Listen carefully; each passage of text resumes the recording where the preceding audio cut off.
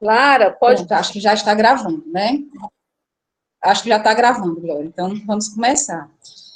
Boa noite a todas e todos. Meu nome é Liduína Rocha. Normalmente me chamam de Lidu. Eu sou obstetra e, para mim, é muito revelador ter uma obstetra misturada com outras formas de nascer e de viver, né, nascer palavras, nascer territórios, nascer comprometimentos e nascer praxis.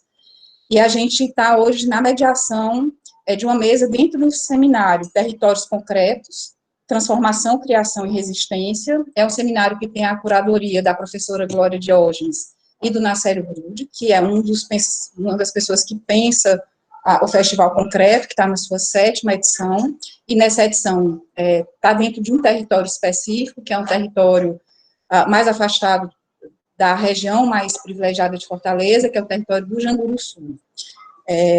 Quem está na articulação é a Lara Denise, e é uma realização do Festival Concreto e do Laboratório das Artes das Juventudes da UFC, o Lajus.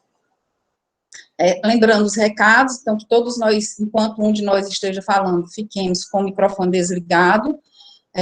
A dinâmica é que a gente vai fazer uma breve introdução, na verdade, eu vou ler o que foi a inspiração para a mesa, e depois os 3 convidados terão a palavra por cerca de 20 minutos. Depois desses 20 minutos de cada um dos convidados, a gente abre para o diálogo, e esse diálogo ele pode ser via microfone, com ou sem câmera, ou pode ser via chat, cada um de nós fica muito à vontade para participar como se sinta mais à vontade. Então, essa mesa se chama Conspiração de Novos Possíveis, e ela vem para a construção de um diálogo das formas múltiplas de identidade, a potência indomável da palavra, a força e invenção dos sujeitos e das sujeitas, que criam novos dispositivos de poder e resistência, onde se pensa captura, dominação, se mostra escape, produção de novos mapas de resistência. Nós temos 3 convidados, eu vou apresentá-los aqui, pela ordem que a gente sugere que eles introduzam as suas falas. A primeira convidada é a Antônia Ivoneide, que é mais conhecida como Neném. A Ivoneide é assentada da Reforma Agrária e faz parte da direção nacional do MST, onde é dirigente no setor de produção, cooperação e meio ambiente, é graduada em serviço social pelo Programa Nacional de Educação na Reforma Agrária da Universidade Estadual do Ceará. O professor Jailson de Souza e Silva é escritor, fundador do Observatório das Favelas, organização de sociedade civil de pesquisa, consultoria e ação pública dedicada à produção de conhecimento e de proposições políticas sobre as favelas e os fenômenos urbanos, com sede na Maré, no Rio de Janeiro. É também diretor-geral do Instituto Maria e João Aleixo, organização educadora que atua em uma rede de formação, comunicação e produção de conhecimento sobre as potencialidades das periferias do Rio de Janeiro e do mundo. O terceiro convidado é o poeta Sérgio Vaz, é poeta e agitador cultural, autor de 8 livros, e no ano de 2018 completou 30 anos de poesia. É cofundador do Sarau da Cooperifa, movimento cultural que transformou um bar na periferia de São Paulo em centro cultural e que ajudou a deflagrar a literatura periférica. Em 2007, em parceria com outros coletivos da região, elaborou a Semana de Arte Moderna da Periferia, criador do Cinema na Laje, Prêmio Cooperifa, Poesia no Ar, Natal com Livros, Vaza Poética, Projeto Poesia nos Muros, Mostra Cultural da Cooperifa, que no ano de 2019 completou sua 12ª edição.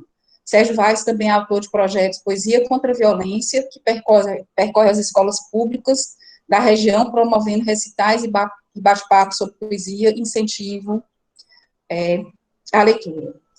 E aí, o que nós vamos dialogar é exatamente alguns conceitos que nos movem de lugares diferentes, com corpos diferentes, e aí entendendo corpos, inclusive os nossos comprometimentos e os territórios que nos transformam e que nós somos transformados por ele.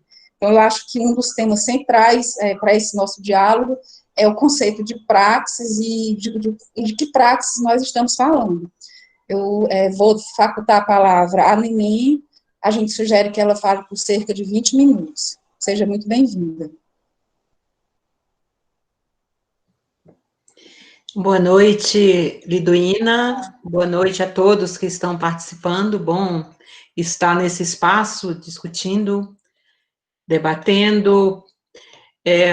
Então, como já foi falado, eu sou cearense, apesar de estar cumprindo uma tarefa do MST aqui em Brasília, por um período, e sou assentada da reforma agrária, aí no Ceará. Bom, quando nós estamos debatendo conspiração, acho que tem algumas coisas que é importante a gente ver. Conspiração, ela se dá entre classes. Portanto, a conspiração de que nós estamos falando é uma conspiração da classe trabalhadora. Portanto, quem conspira com o inimigo já está sujeito ao fracasso, né? Portanto, a nossa conspiração, a nossa proposição tem que ser entre classe. O segundo elemento que eu quero trazer, que é importante nesse debate, que é da cidade, e eu sou do campo, sou camponesa a vida toda, é, é trazer, pelo fim dessa dicotomia e campo e cidade, desse processo de divisão entre campo e cidade. Mas aqui nós estamos falando de uma relação muito próxima.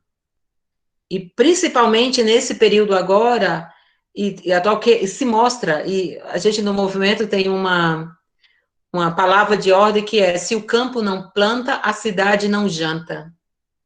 Porque essa é uma relação. A comida que nós temos na nossa mesa, ela não vem do supermercado. O leite não vem da caixa, o ovo não vem lá da prateleira do supermercado. Tudo isso é produzido no campo. E é produzido pela classe trabalhadora.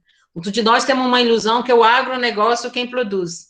Proprietário de terra e de empresa, eles não estão produzindo. Quem está produzindo é os trabalhadores. Mesmo aqueles que são explorados por esse processo do agronegócio no campo. Portanto, o que nós estamos falando desse processo, que é preciso se construir essa nova relação entre campo e cidade, uma relação de proximidade entre os camponeses produtores de comida e as comunidades das periferias, das favelas, esse povo que precisa dessa comida. Então, como é que a gente constrói esse processo de relação? E que essa comida que seja saudável, agroecológica, ela tem que ir para essas comunidades. E como se constrói? Eu tenho debatido muito que se em cada comunidade nós construir uma feira agroecológica coordenada pela própria comunidade e em onde os trabalhadores do campo, os camponeses assentados ou camponeses geral da reforma agrária entregasse esse produto, nós teria nisso um processo de proximidade. Então, eu acho que isso é uma conspiração que nós precisamos fazer. Acho que isso é uma relação que é possível. Nessa pandemia tem mostrado como é possível se construir uma relação entre campo e cidade, como foi no processo da solidariedade. Da solidariedade, doação de comida, que foi toda ela construída numa relação dos movimentos sociais do campo com os movimentos das cidades e das periferias. Portanto, não era uma coisa que alguém chegou de fora e veio fazer uma caridade, é uma relação solidária e construída a partir disso. E acho que também esse processo da gente estar debatendo, esse processo da praxis, de todo esse processo de enfrentamento, é muito importante a gente discutir. No processo da autonomia, do processo de soberania e de definição dos nossos territórios. Hoje nós vivemos num processo de ataque, de ameaça muito séria aos nossos territórios.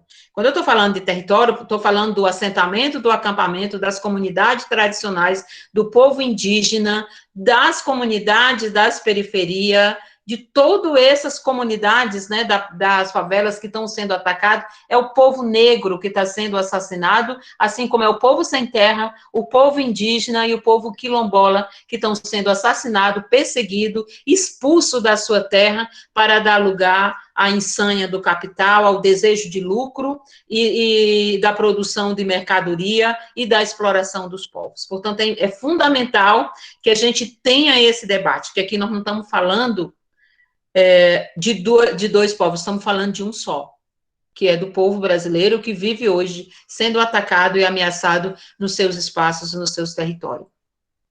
Quando nós falamos desse processo que é importante e que é possível, eu faço parte como setor de produção do MST, nós temos a tarefa de acompanhar as cooperativas a nível nacional, do Brasil todo, que temos mais de 200 cooperativas de produção, mas também cooperativas regionais, estaduais, locais, agroindústrias, e vai no processo, assim como a discussão do crédito, a discussão da comercialização, e principalmente a função social da terra.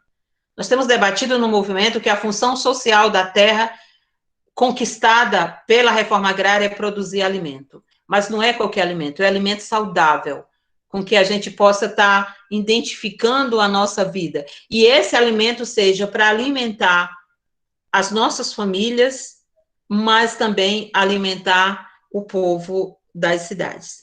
E qual é a grande dificuldade que a gente tem? É a dificuldade de como essa produção chega nas comunidades. Porque nós, principalmente onde estamos organizados como cooperativa, mas a dificuldade de que essa produção ela seja exposta, colocada à disposição das comunidades é uma grande dificuldade.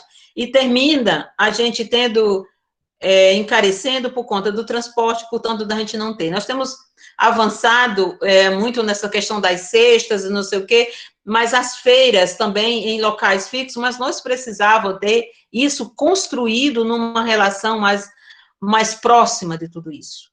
Nós precisávamos construir essa realidade muito mais próxima, muito mais constante de tudo isso, porque aí tem sentido. O MST tem debatido o processo da reforma agrária popular. Qual a diferença disso? Da reforma agrária clássica para a reforma agrária popular. A reforma agrária clássica é aquela reforma agrária burguesa que foi defendida pela burguesia para a expansão do próprio capital, para a produção de matéria-prima e para criar consumidores dos próprios produtos industrializados.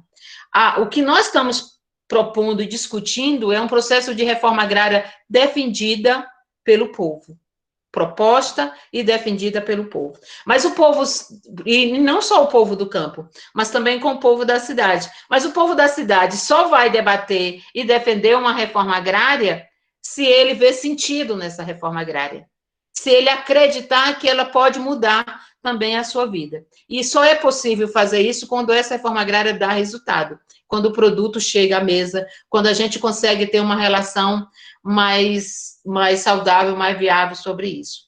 Nós temos aprofundado e debatido muito o processo do conhecimento, e daí o PRONERA, como a gente já citou, e eu faço questão de dizer isso, o Programa Nacional de Educação na Reforma Agrária, que formou, infelizmente, esse governo tirou as verbas, está destruindo tudo. Nós temos formado muitas pessoas, técnicos, agrônomos, médicos, veterinários, assistentes sociais, professores, vários tipos de formação com apoio dessa formação, para ajudar a acompanhar sobre isso. E é fundamental a gente ver que nós discutimos muito isso, que o processo de formação dessas pessoas não pode ser só para o MST, mas essa formação tem que ser uma formação para a classe trabalhadora. Portanto, quando os médicos que são do MST, que vieram de assentamento, que se formaram em Cuba, se formaram em outras parcerias de apoio, eles estão atendendo nos bairros das periferias, e essa é a nossa orientação. Principalmente naqueles lugares onde não chega os médicos, filhos de elite ou tudo mais que tem por aí, é nesse lugar que a gente tem que ir. Assim como nossa produção é para ir para esses lugares. Assim como o nosso acompanhamento e orientação, assim como o nosso debate da construção, inclusive, que é um debate que nós estamos debatendo e parou mais com a pandemia, essa história do Congresso do Povo, mas principalmente os agentes populares de saúde, que constrói tanto no campo como na cidade, o caso de Pernambuco, de várias regiões, que aproxima, então, esse trabalho com as comunidades, com todo esse processo. Então, é fundamental que, a partir de agora, a gente esteja inventando um novo processo de construção e um novo processo de defesa do território. A gente não dá mais o mesmo capital que cria que o sem terra no campo é o que cria o sem teto na cidade. o sem espaço, o sem escola, o sem comida, todo esse processo, porque é esse capital que tira da gente, tira de nós a condição de ser gente, para ser gente explorado, para ser a condição de sem. E por isso que nós precisamos inventar, a partir da nossa organização como classe trabalhadora, esse novo viver, esse novo ser. E, portanto, esse ser social que vai construindo a partir dessa nossa relação e relação de classe. Eu comecei a trabalhar na roça muito cedo, com 7 anos de idade, eu já estava no trabalho na agricultura. Nós defendemos que tem que ter tecnologia, porque só sabe qual é o peso de uma enxada ou de uma foice quem trabalhou das 6 da manhã até as 6 da noite com isso. Então, sabe que isso não é só um elemento de desenho, um espaço para mostrar, isso é uma instrumenta pesada e cansada para a gente produzir. Mas não é um trator de 300 ou de 500 cavalos que substitui uma enxada. Nós precisamos de tecnologia que torne o trabalho menos penoso, mas ela seja acessível e não seja destruidora do meio ambiente. Porque o que nós propomos é uma relação concreta entre os seres humanos, entre os homens, as mulheres, as crianças e a natureza. Portanto, é importante que a gente tenha esse cuidado e esse respeito com o bem da natureza. Nós debatemos muito que não se produz alimento saudável com relações tóxicas. As nossas relações também precisam ser saudáveis. Não tem agroecologia quando tem violência contra as mulheres, quando tem violência contra os sujeitos LGBTs, contra as crianças e os idosos. Então, aí não existe agroecologia. Não existe agroecologia onde há exploração dos outros. Portanto, por mais que o capital esteja aí querendo agora avançar na produção de orgânicos e de tudo mais, é fruto também da exploração. É o povo trabalhador do campo que tem, de fato, na mão a capacidade de definir esse processo de produção. Para isso, nós precisamos ter dividido a terra, o conhecimento, as experiências, a cultura, todo o processo de formação. Então, acho que é isso que nós temos para trazer para esse debate, que é essa nossa possibilidade de conspirarmos junto. O povo do campo com o povo das comunidades da cidade, e construir essa nova relação de seres humanos e de classe trabalhadora. Era isso, Liduína. Muito obrigada. Daqui a pouco a gente vai para um debate mais de todos nós juntos, mas, assim, tem 2 pontos que você falou que me chamam muita atenção, porque dialogam muito próximo com a minha realidade, que é a realidade de assistência aos nascimentos, e a apropriação do termo humanização. Quando você diz que não é possível a gente falar de uma humanização sem falar de classe e raça, isso é muito definitivo, porque a humanização que não passa por esse lugar é um conceito completamente apropriado pelo capitalismo e gerador de mais exploração e colocando as coisas numa perspectiva extremamente individual a partir dos privilégios. E a outra coisa que você disse que para mim foi muito forte é que a questão não é o alimento, a questão é a relação pela qual esse alimento é produzido. Então, se há exploração nessa relação, nenhum alimento é saudável. E eu vi que o Grude entrou aqui, a região física, onde o Festival Concreto está se realizando esse ano, talvez seja uma das, e eu tenho ido todos os dias, talvez seja uma das regiões de Fortaleza onde o sertão está mais próximo da cidade. Ou seja, é nesses territórios de extrema vulnerabilidade que o sertão e a cidade se encontram na exploração das pessoas. E daí a gente, daqui a pouquinho, vai abrir para o debate. Nosso segundo convidado é o professor Jailson, que novamente eu peço que fale por cerca de 20 minutos, para que depois a gente abra para o diálogo coletivo. Boa noite a todas e a todos, né? Obrigado, Helena. É um prazer estar aqui com vocês num tema que é tão crucial para a nossa caminhada hoje, né? Que é a discussão da Revolução Democrática, né? A palavra revolução anda fora de moda, principalmente no momento que a gente está dominado por um processo de extrema-direita no mundo inteiro, mas exatamente por isso nunca foi tão importante falar em revolução. Eu acho o saldo a revolução da Antônia, né, a fala da Antônia, porque o MST certamente nunca abriu mão, desde 79, de sua fundação, nunca abriu mão exatamente dessa perspectiva de trabalhar uma nova humanidade brasileira, uma nova humanidade no mundo, né? Eu acho que isso é fundamental. E eu queria falar um pouco aqui, para falar isso, a gente tem que falar de sujeitos, né? Eu sempre, quando me coloco para falar, eu falo a partir da minha trajetória, é impossível não falar da minha trajetória. Eu sou um negro de pouca tinta, mas com muito orgulho. Eu nasci na favela carioca, né, e tenho características, sou filhos nordestinos, sou 100% potiguar, todo meu sangue é nordestino, inclusive meus irmãos nasceram no Rio Grande do Norte, só eu nasci no Rio, mas me sinto completamente nordestino, não tenho culpa do Crivella, não tenho culpa do Itzel, não tenho culpa de quem a gente bota aqui, né, porque é um terror. Então, discutir essa dimensão do território, eu sou geógrafo de origem, né, fiz mestrado, doutorado em educação, eu fui secretário de educação em Nova Iguaçu, aqui na gestão do PT, do Gilberto Farias, que é o nordestino, paraibano, né? E fui professor da Universidade Federal Fluminense por 27 anos, né? Mas sempre fui ativista, a vida inteira. Eu nunca perdi essa dimensão da minha origem, né? Eu nunca esqueci, não esqueço as minhas origens. Eu sei muito bem, pessoas como eu representam a exceção e que muitas vezes são utilizados como instrumentos para legitimar essa ideologia meritocrática que caracteriza a sociedade brasileira, né? Então, usar o trabalho intelectual, usar o trabalho teórico e usar cada vez mais a produção conceitual para construir novas possibilidades de interpretação da sociedade brasileira e de ação na sociedade brasileira sempre nos pareceu crucial. Então, o Observatório de Favelas, como foi apresentado, é uma organização bem peculiar, né? Porque ela é uma organização de intelectuais negros e periféricos, né? De pessoas que, primeira geração que chegou à universidade, e favelados, né? Nossa sede é na favela até hoje. Eu fui 18 anos diretor-geral do Observatório e em 2017 nós criamos o Instituto Maria João Aleixo, que tem dois braços, basicamente, que é o IPAD, que é um centro de formação política para lideranças principalmente negras, periféricas, e a Uniperiferias, que é a Universidade da Sociedade Civil.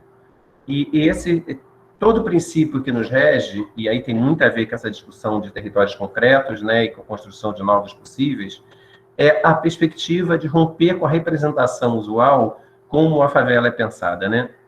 A gente está falando aqui de experiências potentes, como do MST, o Sérgio vai nos falar da experiência maravilhosa lá de cultura e experiências principalmente construídas nas quebradas paulistas a partir de um forte eixo na poesia, na literatura, mas principalmente na construção de um novo sujeito, um novo tipo de artista, um novo tipo de ativista, um novo tipo de intelectual. Eu acho que o esforço fundamental que a gente faz é isso, né? Então, para isso, a gente tem que primeiro construir outra perspectiva, outra representação do real. Eu costumo falar que o simbólico constitui o real. Então, quando a forma como a gente prensa nos territórios, especialmente periféricos, ou como a gente define o MST, ou como define a arte e a expressão artística periférica, define também a forma como vão se construir as políticas públicas, define a forma como vão ser representadas, inclusive define a forma como nossos corpos vão ser apropriados, né?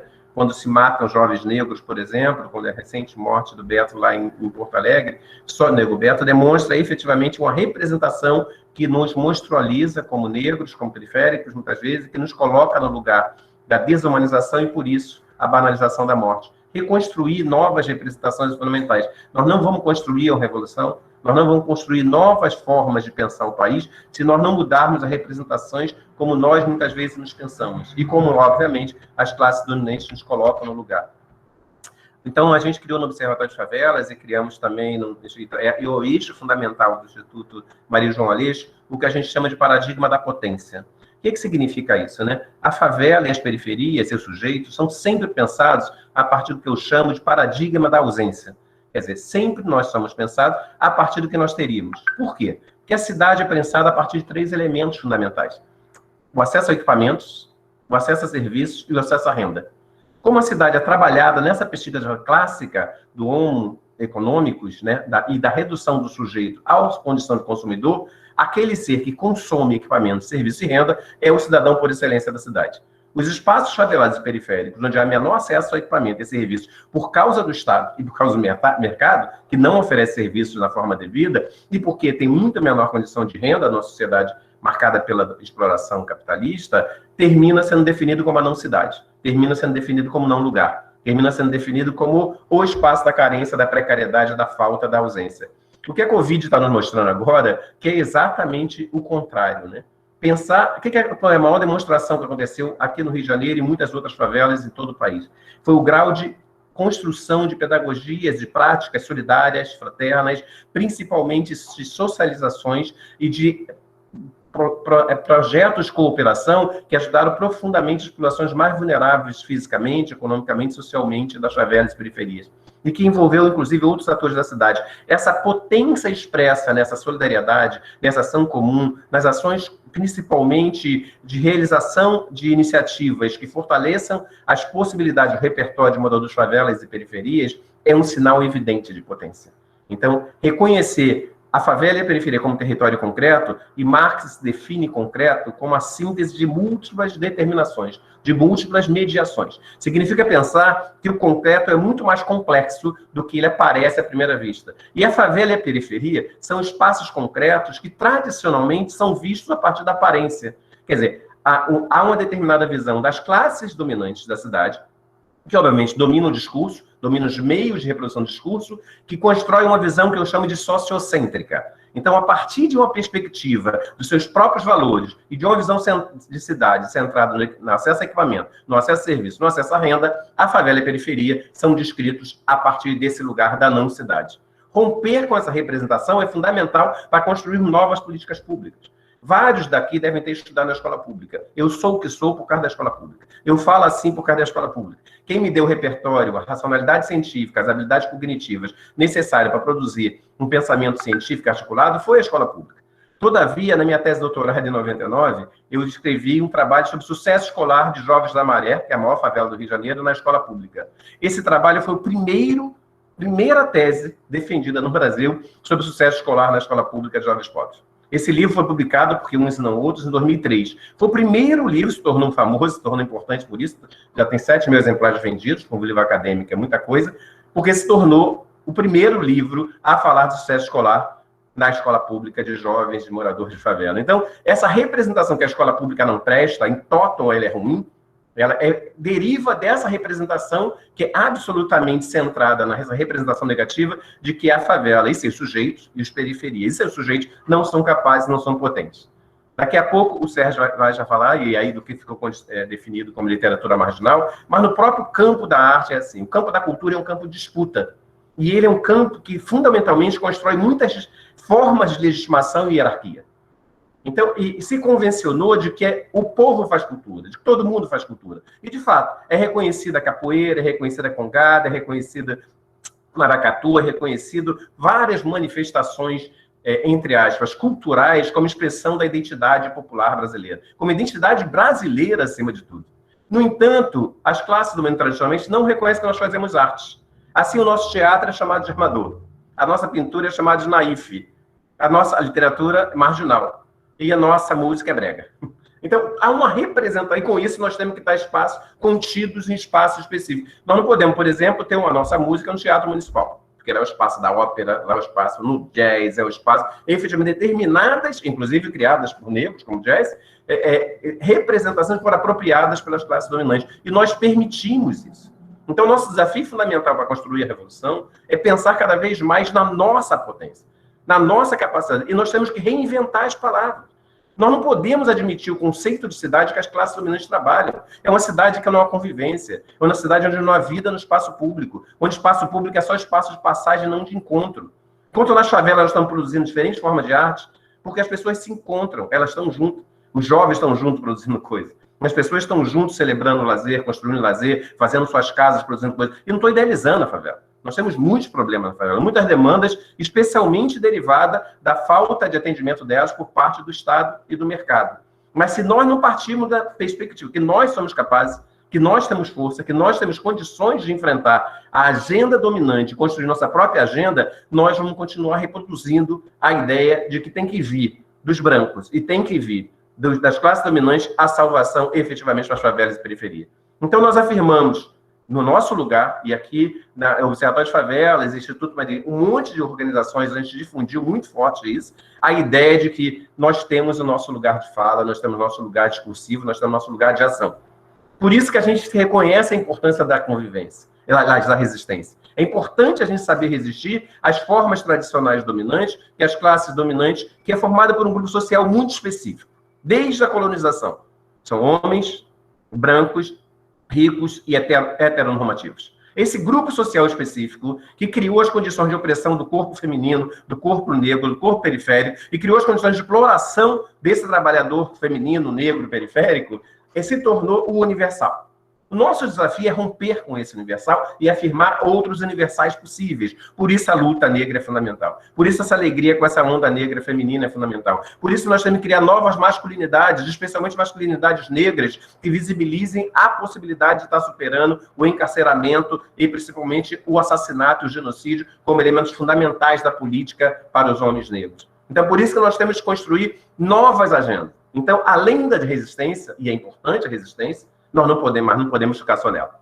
Então, quando a gente fala de territórios possíveis, de novos futuros possíveis, de novas práticas possíveis, nós temos que afirmar qual é a nossa agenda, por onde passa a nossa luta, por onde passa nossas estratégias, por onde passa nossas mediações necessárias para construir um concreto possível e novas bases que não sejam nas bases da exploração e da opressão capitalista.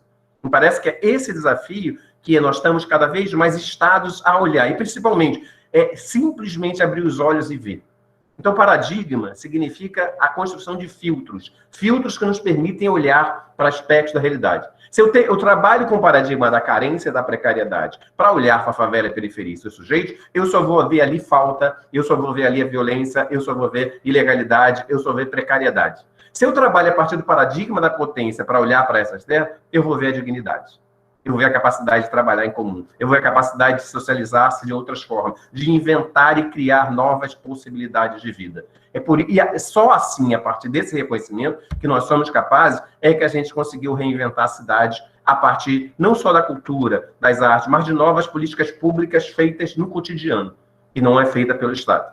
Então, me parece que o que a campanha do Boulos está expressando lá em São Paulo, e a gente está aqui no Rio de Janeiro, mas no país inteiro, nessa expectativa, me parece, de que como pode representar esse reconhecimento de novas possibilidades de se pensar a periferia e seus sujeitos. Quer dizer, me parece que o desafio dessa eleição foi, primeiro, fortalecer cada vez mais essa onda negra, especialmente essa onda negra feminina, essa onda feminina especialmente negra, e, ao mesmo tempo, a gente está produzindo uma agenda que coloca em questão os elementos fundamentais da dominação capitalista.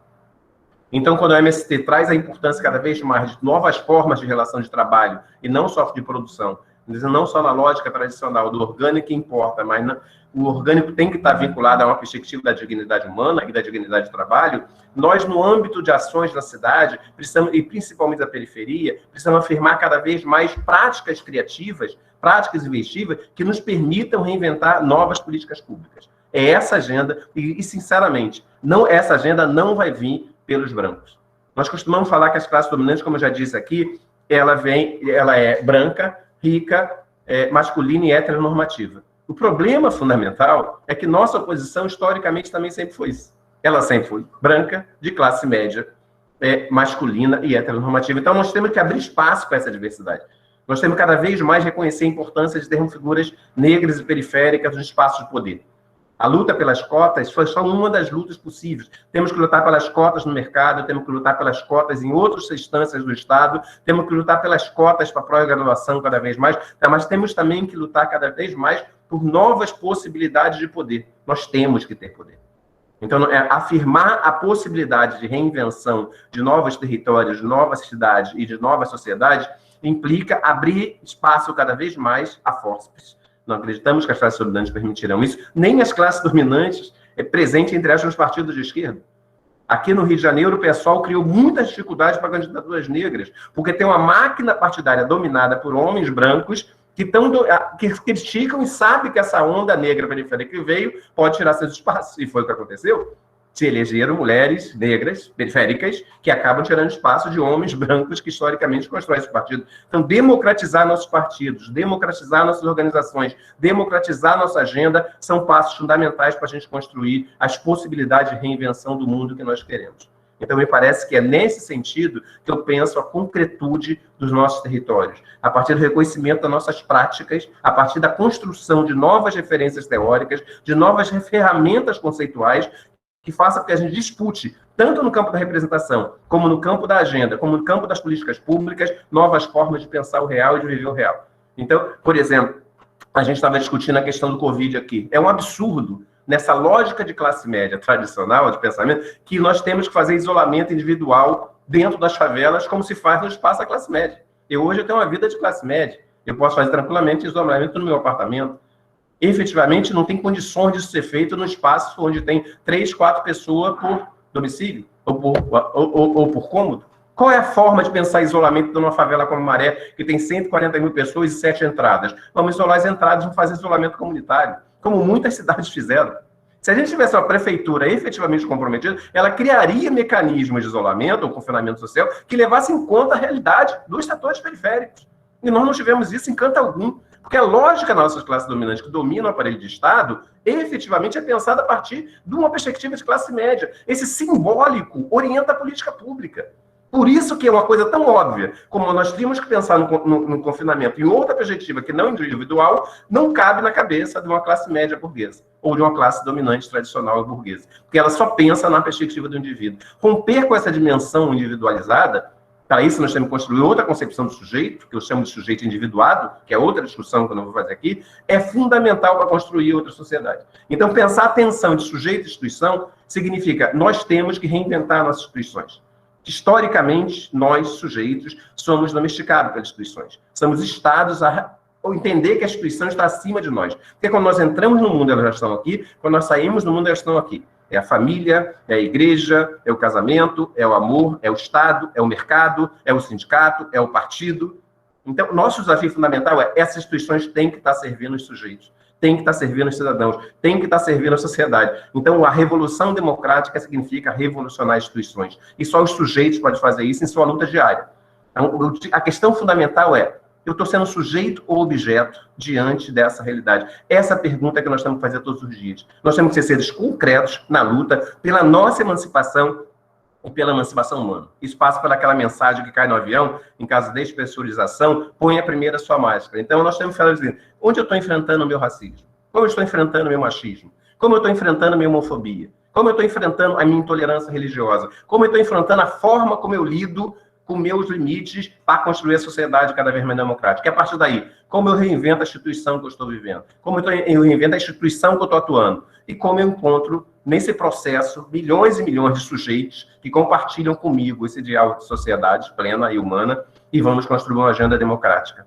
É nesse caminho, levando em conta tanta atenção do sujeito, como dos coletivos, como das instituições, que nós podemos fazer uma agenda que se contraponha à lógica da extrema-direita, à lógica fascista, que aniquila o nosso direito à autonomia, à emancipação, à liberdade. Então, mas nós precisamos nos reinventar e nos colocar diante dos nossos limites. E é nessa concretude que eu acredito e é nela que eu tento seguir minha vida.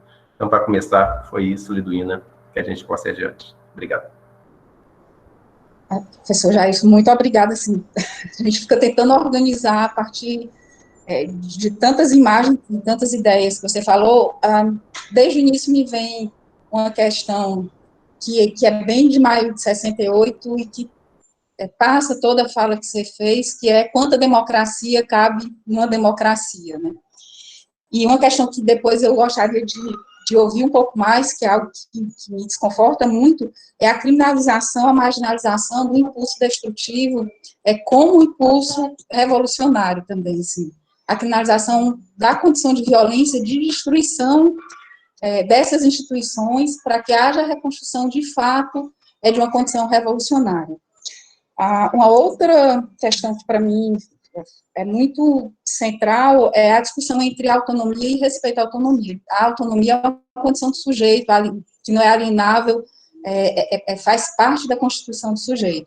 Mas o respeito à autonomia é uma construção coletiva, e se a gente não consegue construir respeitos à autonomia, certamente a gente está diante de uma condição opressora, autoritária, e que a gente precisa rever. Então, são essas algumas provocações para o diálogo que virá daqui a pouco. E aí eu gostaria de convidar o poeta Sérgio Vaz para falar os 20 minutos iniciais. Olá, boa tarde a todos e todas. Boa tarde, boa noite já, né? Aqui. Boa noite. Eu estava aqui tão concentrado na aula que eu não vi. Bom, primeiramente, queria agradecer pelo convite para participar e poder colaborar um pouco. Eu falo aqui da periferia da Zona Sul de São Paulo, extremo sul, que é uma região que é Parque Santo Antônio, Jardim São Luís, Chácara Santana, Jardim Letícia, região do Jardim Ângela, que em 1996 foi eleito pela ONU o lugar mais violento do mundo.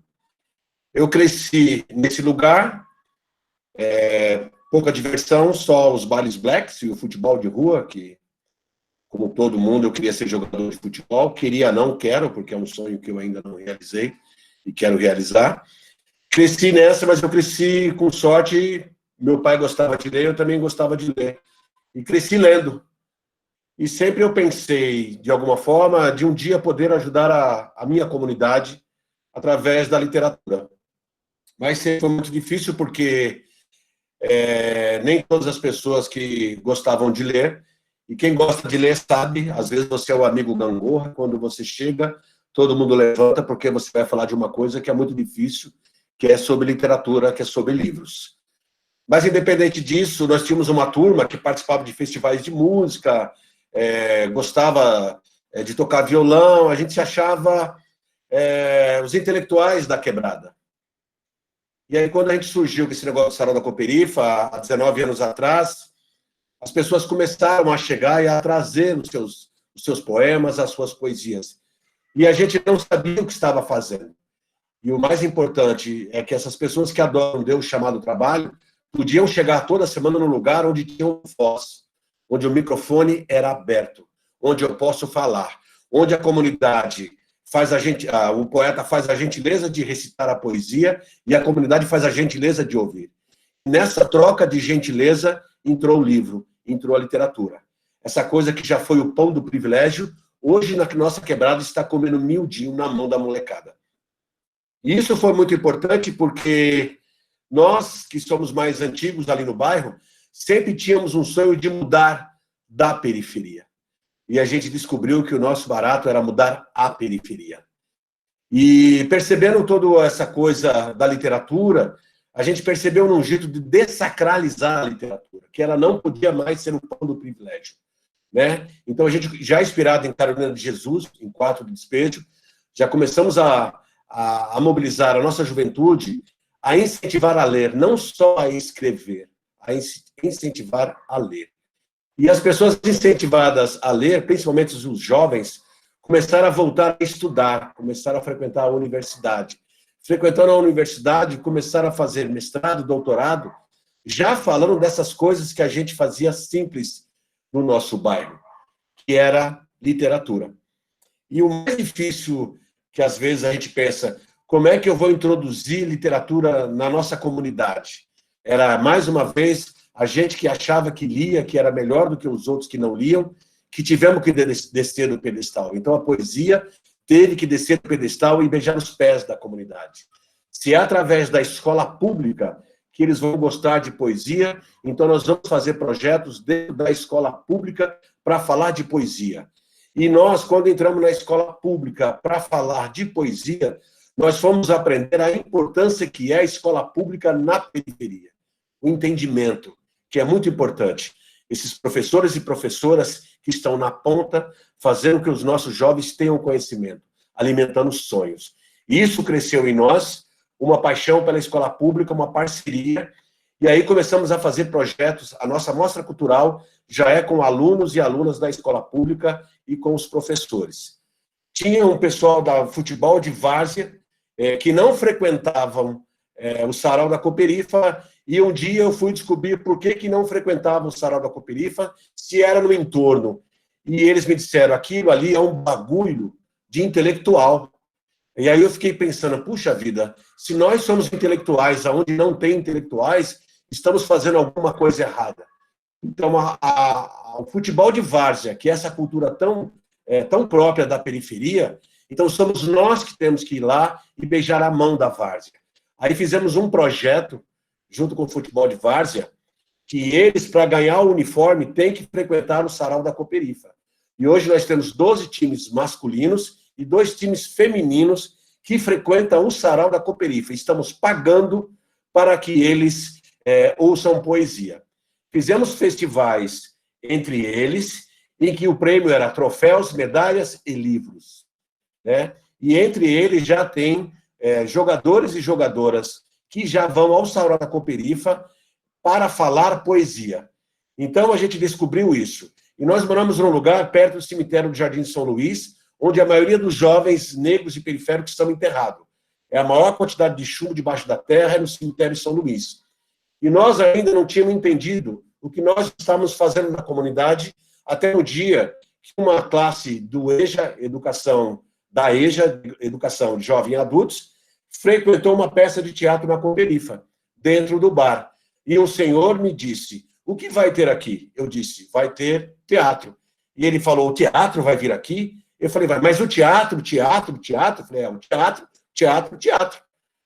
E ele ficou no bar, foi buscar a esposa, e no final ele veio me procurar. Com os olhos marejados, ele disse, obrigado, eu poderia ter morrido sem nunca ter ido ao teatro.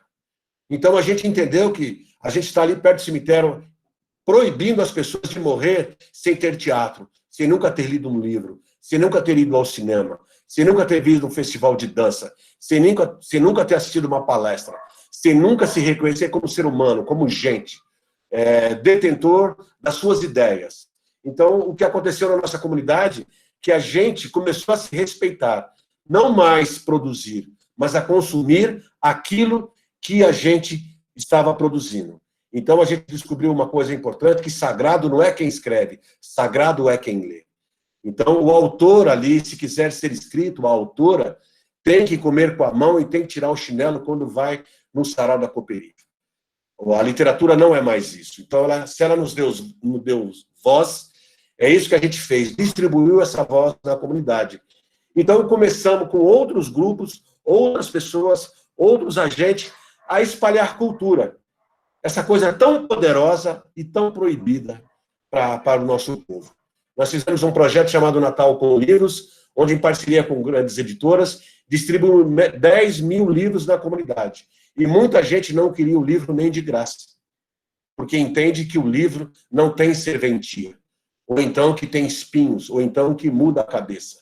Então, mais um trabalho que foi feito foi fazer esse trabalho na comunidade, entregar livros para as pessoas, para fazer debate. Criamos um clube de livros, onde as escolas estão presentes para debater livros de Carolina de Jesus, de Toni Morrison, de James Baldwin, de Elisandra Migiba, de Djamila, Jorge Bert, enfim, pessoas que nos representam na literatura e na forma que a gente vê a vida.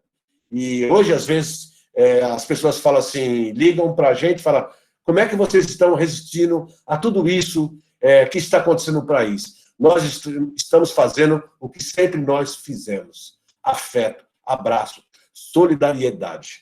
Se o Estado nos abandonou, nós também abandonamos o Estado. Não vamos pedir permissão para ninguém para fazer literatura, para fazer teatro, para fazer música, para fazer palestra. Então, se querem nos colocar como um outro país, somos patriotas. Para nós, agora, a periferia não é só um lugar, é um sentimento. Né? Então, eu acho que hoje nós podemos falar aqui que aquelas ideias que vinham de fora, elas são extremamente importantes para somar com as ideias que a gente tem também. A gente tem filósofos, tem poetas, poetisas, escritores, escritoras, atrizes, cineastas. Então, nós estamos de igual também no pensamento. Hoje, nesse país, não dá mais para dizer que lutam pelos negros, lutam pela periferia, ou luta com ou não luta mais. É isso que eu acho, que é esse empoderamento que nós estamos... O nosso posicionamento é esse. Nós temos bala para trocar, estamos de igual no pensamento, na filosofia, no teatro, aonde quer que seja. Porque nós entendemos que o nosso país, como já disseram aqui, o nosso país é nosso. E a gente não queria só recitar poesia, a gente quer tudo. E se as pessoas estão chateadas com isso, que comam brioches. Não é? Nós fizemos o nosso manifesto da antropofagia periférica. Juntamos vários grupos, vários coletivos, com várias pessoas, e criamos a Semana de Arte Moderna da Periferia. Certo? Pegamos aquilo que vem do centro, canibalizamos e regurgitamos de forma periférica. Estamos arrogantes, estamos sentindo que a gente pode. E isso, como o Jailson já disse, o reflexo que essas candidaturas coletivas já faz parte dessa coisa que começou com o movimento negro passa pelo hip hop, passa pelos saraus, passa por todos esses coletivos periféricos de favelados, passa pelos slams, passa por essa luta de resistência, que é isso que o nosso povo está fazendo. Resistir. Mas o que a gente quer é existir. Você entendeu? Então, isso é o nosso recado para o Estado. Então, se nos deram... o que nos deram foi o bar e a igreja evangélica. Nós somos mais do bar e nada contra a igreja evangélica. Então, se é o bar que nós temos, é o bar que nós vamos transformar num centro cultural. E depois da gente transformar o bar no centro cultural, nós pensamos como nós somos iludidos esse tempo inteiro, pedindo para o Estado cultura e espaços culturais, se nós podemos ressignificar esses lugares que nós temos. Você entendeu? Então, o bar sempre foi o nosso centro cultural. É onde se discute o asfalto, é onde se discute o esgoto, é onde as pessoas vêm depois do trabalho para fazer seu happy hour. Então, eu acho que é isso. Eu acho que nós estamos nesse momento muito forte. Eu costumo dizer, eu não estou na minha casa isolado, eu estou protegido, estou com a minha família, estou lendo muito mais do que eu posso, triste com tudo que está acontecendo, mas eu sinto que quando essas portas abrirem, não vai dar para discutir um país, não vai dar para discutir ideias sem o povo negro, sem o povo periférico, sem o povo indígena, sem o povo quilombola. Nós estamos de igual, estamos com a nossa bandeira brasileira. Nós estamos lutando pela democracia. E lutando por um país que nunca foi democrático como nós. Se a gente sabe que com democracia nós temos o genocídio da juventude negra e periférica, aí imagina se não tiver democracia. Então, é muito importante o que está acontecendo hoje no país. As pessoas não dizem, nós temos uma juventude aguerrida, que está lutando com palavras, com poesia. Está lindo, está resistência. Está duro o país, mas eu nunca vi tanta resistência como está tendo agora. Esse encontro de jovens, de pessoas que saíram da angústia, da falta de perspectiva que causou tudo isso desde o golpe de 2016, com a eleição desse demônio. Agora a gente se sente forte para lutar, porque nós somos um país grande e não estamos sós. A periferia não está só, nós não estamos sós. Então, nós estamos na luta e nós estamos lutando com palavras e pedras. Eu acho que é isso. Muito obrigado pelo convite. Nós é que agradecemos, com palavras, ideias e com corpos, assim, que tem uma força impressionante. E eu vou só repetir o que a Glória escreveu da sua fala, e que é muito... que se o Estado nos abandonou, nós abandonamos também o Estado. Eu acho que essa é uma das questões centrais, e também a condição de que a periferia é um sentimento, é um corpo, e não só um território, um lugar. Eu gostaria de convidar os três a abrir a câmera. Eu acho que, como nós somos 16, quem se sentir à vontade de abrir também, para que a gente se veja, para que haja uma imagem, né, se sinta à vontade nesse sentido. E aí eu vou abrir para o diálogo. Gostaria de saber se alguém quer começar, que se sinta à vontade. Glória.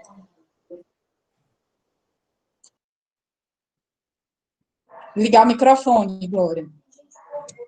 Primeiramente, eu quero dizer para vocês, não quero, desejo, que as falas que elas aqui no Ceará, tem essa expressão que eu gosto de usar, que é frivião, né, que a gente diz assim, né, Ivoneide, assim, fulano tem um firfião, e eu acredito muito eu gosto dessas falas, que eu fico assim na cadeira desassossegada, como se tivesse esse firvião, né, esse comichão no juízo, porque eu acredito que, como diz um filósofo que eu gosto muito, a gente vive um momento de corpos blindados à visitação dos afetos, assim. Dali não sai poesia, não sai criação, não sai resistência, não sai contestação, não sai reverência. Né? Esses corpos que parece que se fecharam, não são porosos, né? E hoje a gente tem aqui essa fala de três... Ivoneide traz aí toda uma não separatividade entre campo e cidade, entre natureza e gente, né? Tudo é natureza, né? Tudo é vida. E uma vida que a gente vai consumir não só uma produção agrícola, mas uma produção agrícola que crie potência, que crie uma vida cheia de, vamos dizer assim, de força, de energia, de saúde. A gente come veneno, gente. A gente come veneno pelas palavras, a gente come veneno pelos desafetos, a gente come veneno pelo fascismo, a gente come veneno pela homofobia, pelo racismo, é o tempo todo, né? E a gente até se acostuma, né? Tem um dramaturgo daqui chamado Ricardo Guilherme, que ele fez uma peça dialogando com Nelson Rodrigues, que ele diz que ele chama uma mulher, essas criaturas indiferentes, né, que estão aí, que ele chama mulher das narinas de cadáver. E tem uma pessoa que ele diz que é passional, ela fica na janela indignada com tudo que acontece, ele faz uma metáfora entre esses dois tipos.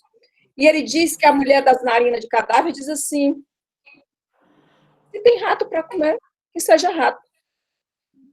Posso. Se vem isso, é isso. E ele fala que essa mulher, né, que essa passional, ela joga o rato lá não sei aonde, diz que porra de rato nenhum.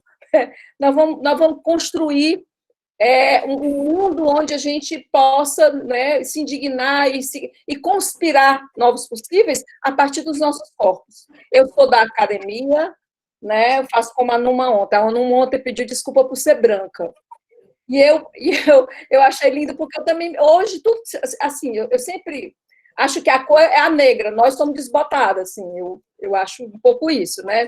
Mas, assim, hoje eu penso assim, peço desculpa, porque nós fizemos uma universidade que só a gente se entende lá dentro. A gente cria umas teorizações como se elas fossem artefatos artificiais, ingestados. A vida não corre, não tem sangue, não tem vida. Então, eu sou uma socióloga, assim como Jailson, né? Mas eu sempre, minha sala de aula foram nas ruas, a Lara está aqui, foi minha aluna, a gente sempre fez intervenção, a gente sempre cruzou tudo, passei 6 anos no Morro Santa Terezinha, fazendo arte com gangues e galeras de rua.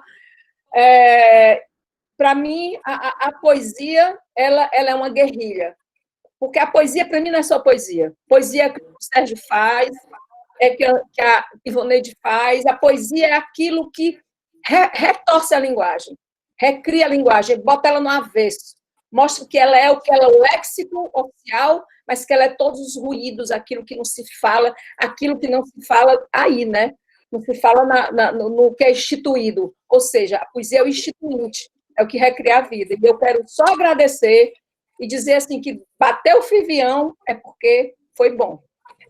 Foi bom para mim, espero que tenha sido muito bom para vocês. E junto com o Grude, como curadora dessa experiência de territórios concretos, quando eu falo em território concreto, que basta de abstração, é só dizer que me sinto muito feliz. É isso. Mais alguma intervenção, questionamento, provocação? Eu queria falar, Lidu. Dá para me ouvir? Tá. Sim. Obrigada. Eu queria primeiro começar agradecendo a todo mundo que conseguiu, né, se fazer presente. Acho que a gente está meio de ressaca de tantos eventos virtuais, mas, ao mesmo tempo, fico muito grata e fico pensando o quanto houve um encontro de possíveis, né, na noite de hoje.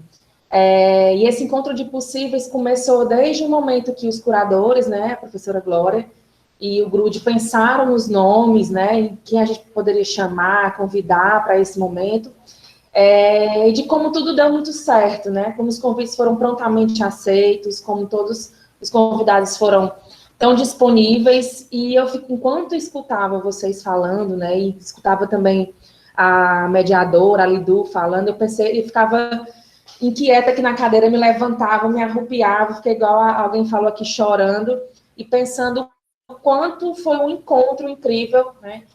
Talvez se a gente tivesse racionalizado, pensado, não teria dado tão certo, né? O quanto está tudo muito conectado, né? Esse direito ao parir, que está ligado à trajetória da Lidu, né? Esse direito ao alimento que é preparado com dignidade, né, que a Ivoneide fala, e que conecta essa relação com campo, cidade, que o professor Jailson traz, né, do quanto a posse da terra é o grande nó, né, da nossa desigualdade, que é o grande nó, né, que possibilitou que a gente vivesse tantos anos como um país escravocrata. Nós vivemos mais tempo como um país com escravos do que um país sem, e o quanto na posse dessa terra e quem foram os donos dessa terra se traduz, né, se representa nessa figura desse universal que o professor Jailson traz, né, desse homem branco, rico, da heteronormatividade, né. E aí, ouvindo o deleite que é escutar o Sérgio Vaz, né, de que eu sou muito fã, de que acompanho o trabalho há muito tempo. E o professor Jailson falou né, da escola pública, e aí eu tenho muita orgulho em falar, né, em dizer, eu não vim da escola pública, mas hoje eu estou na escola pública. Inclusive, o meu colega de trabalho, o professor Diego, está aqui também. Nós somos professores de uma escola pública que tem muito reconhecimento aqui na cidade, a escola que tem um trabalho muito bonito, né? E é muito bacana a gente poder ter esses espaços de exaltar a escola pública que dá certo, porque de fato ela dá, né? Sempre que eu escuto alguém falando, reproduzindo, né, essa fala de que a escola pública, né, enfim, que a educação não presta, que a escola pública precisa melhorar, me dá uma agonia, porque são pessoas que nunca pisaram no chão de uma escola, né? Nunca entraram no corredor de um chão de uma escola, então não sabe como é, de fato, uma escola pública, né? E, sim, claro que nós precisamos melhorar muito, claro que há muito ainda para ser feito, é uma área que não tem um tanto de investimento, por exemplo, que aqui no nosso estado a segurança pública recebe, né? No entanto, ainda assim, nós temos avançado bastante, assim, as escolas públicas têm feito um trabalho incrível e eu tenho muito orgulho e honra de estar nesse lugar, né? E aí, fazendo uma costura com isso, né, essa semana eu estou tendo uma experiência de trabalho no socioeducativo, né, tanto masculino como feminino. E entrar nesse espaço, né, primeiro que, embora também já tenha mudado muito, mas é um espaço que, da arquitetura, você já vê que não se separa de nada de uma prisão, de um presídio, né. E eu ao princípio eu ficava muito curiosa, saber como funcionava, e o segundo momento já lá, eu vi muita dignidade nos meninos e nas meninas, muita dignidade nos gestos, na maneira né, como se relaciona com a gente, como fala da vida lá fora. Eu estou acompanhando um trabalho de umas oficinas de grafite e de dança, e é muito interessante que as palavras que eles escolhem para grafitar são liberdade, amor, amizade, né? Então, esses desejos de uma vida outra, né? E eu passei da curiosidade, de ver a dignidade, e hoje eu olhando, assim, observando de longe, e o sentimento que me veio foi de muita raiva. Ali, naquele momento, eu já senti muita raiva. Porque eu fiquei pensando o quanto o Estado chega para essas pessoas, assim, pelo encarceramento, pela repressão, né, pela ausência. Então, a gente anda pelos bairros periféricos, e ontem a gente conversou sobre isso, né, como periferia, ela acaba sendo, ela tem as suas particularidades, mas periferia é periferia em qualquer lugar do mundo. Como nesses espaços, a presença do Estado é essa, né, com a repressão, com a falta, com aquele prédio público, muitas vezes, que tem nesses lugares, que é a escola, que seria a escola, é o prédio mais descuidado, o prédio que não tem, assim, qualquer visualidade de que aquilo é algo valioso, né? Então, quando o Sérgio fala, a gente tem que transformar esses lugares que a gente já usa, que a gente já frequenta, nesses espaços da troca, da cultura. Eu fiquei logo pensando ontem nas oficinas, né? Na potência do corpo, né? Porque, inclusive, tem um poema do Sérgio que ele diz que a arte que liberta não pode vir da mão que escraviza. E eu fiquei pensando também como a gente fica com essa ideia, né, de arte e cultura vertical, né, que tem que, sei lá, para ressocializar essa galera, eles têm que fazer artesanato com papel, ou um curso de barbearia, ou seja, é sempre a ressocialização por meio do trabalho que dignifica, né? E com essas experiências dessas oficinas, que elas são pontos na curva, eu já estou concluindo, eu fiquei olhando ontem as meninas numa oficina de dança, e aí no intervalo da aula, elas pediram que a professora levasse algumas músicas que elas escolheram. E lógico, elas escolheram brega funk, o que a gente chama aqui de forró de favela. E houve um encontro ali delas com aquilo que elas se reconhecem, né? Quando a professora tocou lá a música do brega funk, o corpo delas teve, enfim, uma liberação. Elas vivenciaram por alguns momentos ali a liberdade que elas tanto querem, né? E eu fiquei pensando quanto a gente está distante, assim, há anos-luz de fazer essa ponte, né, entre as políticas públicas que realmente, né, poderiam funcionar, poderiam, enfim, serem, no mínimo, úteis, e o que, de fato, quem está lá na ponta, quem precisa dessas políticas, precisam e merecem e querem também, né? Mas, né, não era bem uma pergunta, era muito comentário, era muito agradecer a disponibilidade, né, dos convidados e as falas tão potentes, e que esse nosso primeiro encontro aqui, nesse nosso primeiro, talvez, essa costura, que ela se repita e ela reverbere por muitos momentos, né? Então, muito, muito obrigada pelas falas de vocês tão incríveis. Muito obrigada mesmo. Nós temos mais 2 inscrições, da Lud e do Diego, e aí depois deles, eu vou falar brevemente, e os 3 ficam à vontade para fazer as ponderações finais. Os 2 que pediram para falar, fiquem à vontade. Posso... Quer falar primeiro, Isso, gente? Posso falar também agora.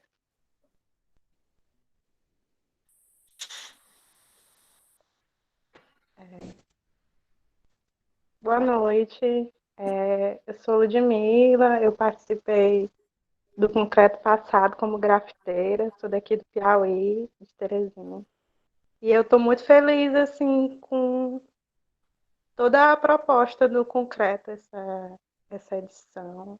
Estou me sentindo, por mais que não esteja pintando, estou me sentindo privilegiada de estar num espaço, por mais que a gente ache que virtual é uma limitação, acaba sendo democrático também, é bom estar participando desse momento, assim, que faz parte da programação do festival. Assim, agradecer a abertura. Eu me emocionei muito aqui com as falas, principalmente a respeito de voz, né? Porque parece uma coisa tão simples que é a respeito de voz, no fim das contas, de ter voz para dizer. Nossa, eu me emocionei muito quando eu vi sobre o cara do teatro, porque, para mim, resume, assim, o que acontece realmente na periferia, que eu acho que... Vou tentar não me emocionar aqui, mas agradecer, que eu acho que na periferia é sobre voz, e eu gostei muito da questão da permissão, né, que é uma coisa que a gente tem como ética no grafite, é não fazer as coisas autorizadas, e o Sérgio ampliou isso para todo tipo de ação cultural, que a gente às vezes se vê limitado, assim, não tem um centro cultural no nosso bairro, como é que a gente vai fazer? E a solução do bar é uma solução que está bem na nossa cara, né? Aqui, eu estou puxando assim para cá, porque no Piauí tem poucos equipamentos culturais, a gente se vê assim como refém das situações quando a gente pode ser protagonistas, realmente, se a gente abrir os olhos para o cotidiano, realmente, que a gente vivencia. E só agradecer mesmo. Obrigada. Obrigada, Lud. Diego? Boa noite a todos e todas, né? Sim, sou o Diego, a professora Lara já colocou aí meu nome na roda, né? Sou professor também de Geografia, né? E tudo. Sou estudante também de Geografia da Universidade Estadual do Ceará.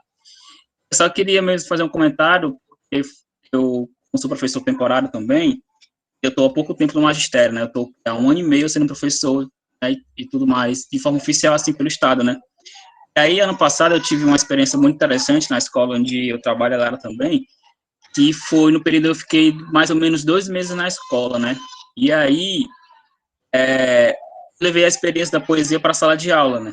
Tipo, como eu dou aula de geografia, e aí, quando eu estava falando de capitalismo, na aula do segundo ano, eu jogava poesia para os meninos. A gente trabalhava o capitalismo em cima também das poesias. Não só todo tipo de poesia, levava músicas racionais, teve um dia na aula e eu ia trabalhar solo no primeiro ano. Solo é vida. Vida, a gente começa com a vida e o desafio de Racionais MCs. Então, os meninos ficaram assim, o professor levando Racionais, levando Brega Funk, levando outro tipo de poesia para os meninos e para as meninas, e, tipo, foi maravilhoso por causa que eles conseguiram, e elas também conseguiram assimilar o conteúdo de uma forma bem mais interessante, bem mais harmônica e também bem mais leve, né? E tudo mais, sem aquela pressão de você decorar um assunto, decorar o que é solo, decorar o que é capitalismo e tudo mais, né? Também entendendo da importância, mas eu colocava poesia para os meninos, sempre no começo, sempre no final, para tentar que eles e elas também se posicionassem para escrever também o que eles queriam, né? E tudo. E um dos momentos que mais me emocionou ano passado foi na época da Consciência Negra, lá da escola, que uma das últimas aulas que eu dei, antes da Semana da Consciência Negra, eu levei justamente uma poesia do Sérgio Vaz, Magia Negra, né? Levei Magia Negra, recitei Magia Negra na sala de aula, e aí os meninos e as meninas fizeram o quê? Eles pegaram Magia Negra e recitaram na Semana da Consciência Negra. Cada um falou um trecho, né, da poesia e tudo mais. E eles não conheciam, né, muito de poesia, não conheciam o próprio Sérgio Vaz. Gente, existe tanta coisa no mundo do que a nossa vã filosofia conhece, que a gente tem que conhecer mais coisas ainda. Então, foi um momento muito maravilhoso. Inclusive, eles me perturbaram, os meninos do primeiro ano, que eu estou no segundo, me perturbaram no bom sentido bastante. Professor, quem é Sérgio Vaz? Quem é Sérgio Vaz? Marca ele, quem é? E aí, ano passado, os meninos começaram a marcar o Sérgio Vaz em várias publicações e tudo mais. E aí, foi bastante interessante porque, né, eu consegui mostrar para meninos e para as meninas, tipo, uma nova forma de mostrar o conteúdo, de se ensinar o conteúdo, sem aquela pressão exagerada da gente tirar o 10, o 9, o 8. Então, foi uma coisa sensível, de boas e tranquila, e sem falar que alguns estudantes que hoje estão no segundo ano, eles me chegaram para mim, professor, eu acho que eu tenho uma aptidão melhor para escrever. Eu comecei a escrever poesia. Tem alguns que estão começando a escrever poesias, também tem uma estudante que começou a desenhar também. Então, tudo partiu também desse olhar sensível, sem ser do olhar, né, sempre de querer aprovação, números, mas sim de um olhar sensível para aquele estudante, para aquela estudante, entendendo também o universo que a sala de aula tem, né, são 40 cabecinhas, com 40 universos diferentes, 40 problemáticas diferentes, certo? Então, eu levando a poesia, a música e tudo mais, foi uma forma que eu quis mostrar um pouco do que é ser o professor Diego de geografia na sala de aula, né, e também que eles conhecessem também novas coisas, novas culturas. E para encerrar minha fala, o último livro que eu coloquei para os meninos lerem para a Semana da Consciência Negra também foi um livro das 15 cordéis, das heroínas negras brasileiras em 15 cordéis. Me levei para os meninos também, né, gente, com a Semana da Consciência Negra também vamos conhecer um pouco das heroínas negras do Brasil e tudo. Então foi uma experiência muito maravilhosa. E no finalzinho eu falei assim para os meninos, gente, no ensino médio, a gente vai guardar as conversas, as preocupações, e também a gente vai guardar esses momentinhos de sala de aula.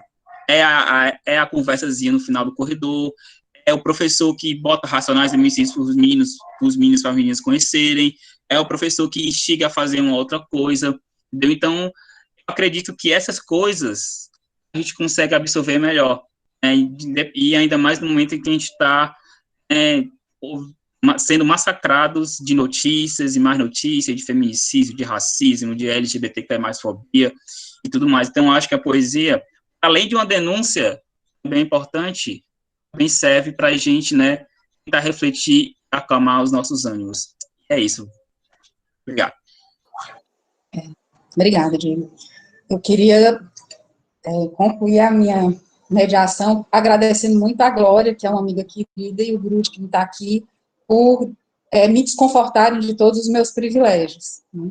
Eu, como ela, não tenho como sair da minha branquitude, a branquitude compreende uma condição de privilégio, e se a gente não tem consciência disso, a gente só reproduz mais violência e mais opressão. Então, eu fui uma branca de escola privada, que cursei só no nível superior, uma escola pública, em que os negros e as negras, os estudantes de escola pública do estado, de nível médio, não tinham acesso. Na minha turma de 70 alunos, só tinha um aluno de escola pública, portanto, era uma escola de brancos, com professores brancos. Eu não tive nenhum professor e nenhuma professora negra no curso de medicina, com uma educação voltada para tratar exatamente o que o professor Jailson falou, o homem branco, heteronormativo, consumidor de riqueza e acumulador de riqueza. No meu caso, eu que sou obstetra, depois, na minha formação, eu fui educada a tratar a mulher do homem branco, privilegiado, rico, portanto, ainda era uma pessoa com privilégio, mas com uma opressão de gênero, uma mulher que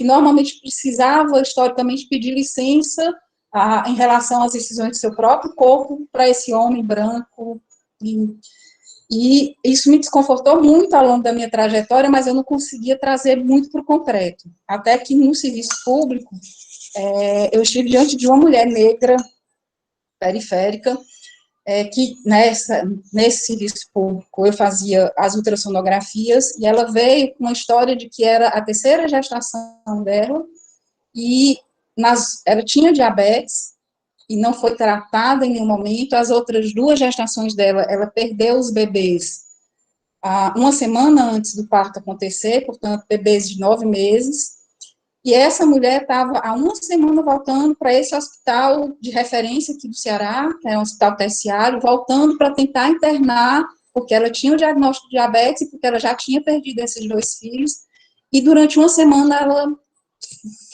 bateu com a cara na porta, não tinha vaga para ela, ninguém a ouviu, ela estava completamente invisível, porque era essa condição mesmo, para a qual nós, profissionais, de uma forma geral, estávamos sendo treinados. A gente não enxerga, como categoria, inclusive, na maioria dos casos, não enxerga essas mulheres. E essa mulher, eu fui fazer um ultrassom porque ela não estava mais conseguindo perceber o filho se movimentar. E quando eu fui fazer o ultrassom, era a terceira morte, era a terceira criança dessa mesma mulher que morria. E quando eu fui falar isso para ela, ela me disse algo que mudou completamente, assim, a minha forma de encarar a minha profissão, que foi: eu não presto para ser mulher, porque eu não presto para ser mãe, eu mato os meus filhos. E, obviamente, não foi ela que matou o filho dela, foi o Estado e a falta de política pública, de uma forma abstrata, mas na forma concreta, de cada pessoa que bateu a porta para ela naqueles 7 dias que ela esteve ali. E foi naquele momento que eu entendi que tinha que começar a estudar e pesquisar morte materna. E aí a morte materna vem bem ao encontro da fala de vocês e do quanto a gente pode se comprometer. Quando a gente vai pesquisar a morte materna, a gente está falando de uma realidade que o conhecimento humano já resolveu. Mais de 90% das mulheres que morrem, dos bebês que morrem de causas que poderiam ser evitadas. Poderiam ser evitadas por políticas públicas de acesso, por políticas públicas de assistência adequada. Das 600 mil mulheres que morrem por ano no mundo, de morte relacionada à gravidez, parto e puerpério, 99% dessas mulheres estão no hemisfério sul. Uma mulher, quando engravida na África, ela tem uma chance em 16 de morrer desse parto. Uma mulher, quando engravida na Europa, tem uma chance em 3.200 de morrer desse parto. E aí a gente precisa ter uma percepção que nos nossos territórios aqui nós temos condições iguais à da África e condições iguais à da Europa. E é classe e raça que nos separa, né? Portanto, assim, a partir dessa percepção e da percepção dos meus imensos privilégios, é que o meu movimento e a fala do Sérgio me mexeu muito. O meu movimento é de lutar com, né? Jamais lutar pelo, porque aí isso é a reprodução de um paternalismo e de uma condição de perpetuação de privilégio que não nos interessa nada. Por isso que eu falei que, para mim, O que importa é a destruição do sistema. Como a gente vai destruir, aí são muitos caminhos possíveis. Mas eu não consigo perceber caminhos que não passem por quebra dessa condição de extremo privilégio e dessa condição de acúmulo de riqueza e dessa condição tão desumanizadora, que ou a gente é uma humanidade no inteiro, ou então não existe humanização. Eu queria agradecer muito os três e abrir para as falas finais.